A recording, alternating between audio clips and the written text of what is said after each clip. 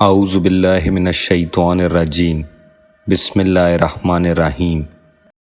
جب زبیر نے یہ کہا کہ میں نے دل سے بیعت نہ کی تھی تو امام علی علیہ السلام نے فرمایا، وہ ایسا ظاہر کرتا ہے کہ اس نے بیعت ہاتھ سے کر لی تھی مگر دل سے نہیں کی تھی۔ بہر صورت اس نے بیعت کا اقرار تو کر لیا، لیکن اس کا یہ بہانہ کہ اس کے دل میں کھوٹ تھا، تو اسے چاہیے کہ اس دعوے کے لیے کوئی دلیل واضح پیش کرے، ورنہ جس بیعت سے منحرف ہوا ہے اس میں واپس آئے۔ اس خطبے کا پس منظر یہ ہے کہ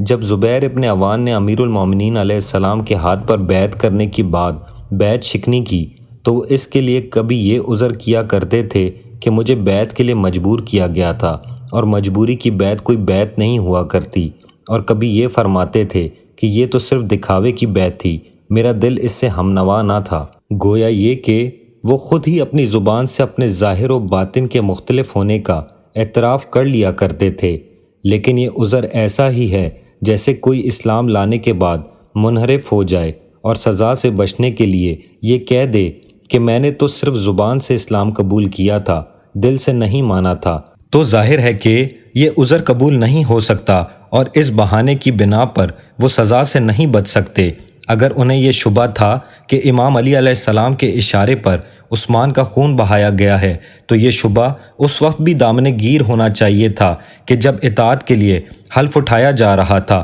اور بیعت کے لیے ہاتھ بڑھ رہا تھا، یا یہ کہ اب توقعات ناکام ہوتے ہوئی نظر آئے اور کہیں اور سے امید کی جھلکیاں دکھائی دینے لگی تھی۔ امام علی علیہ السلام نے مختصر لفظوں میں ان کے دعوے کو یوں باطل کیا ہے کہ جب وہ یہ اعتراف کرتے ہیں کہ ہاتھ سے بیعت کی تھی تو پھر جب تک بیعت کے توڑنے کا جواز پیدا نہیں ہوتا انہیں بیعت پر برقرار رہنا چاہیے، اور اگر بقول ان کے کہ دل سے ہم آہنگ نہ تھے تو اس کے لیے انہیں کوئی واضح ثبوت پیش کرنا چاہیے، لیکن دلی کیفیت پر تو کوئی دلیل لائی ہی نہیں جا سکتی، تو وہ اس کے لیے دلیل کہاں سے لائیں گے، اور دعویٰ بے دلیل قبول خود نہیں۔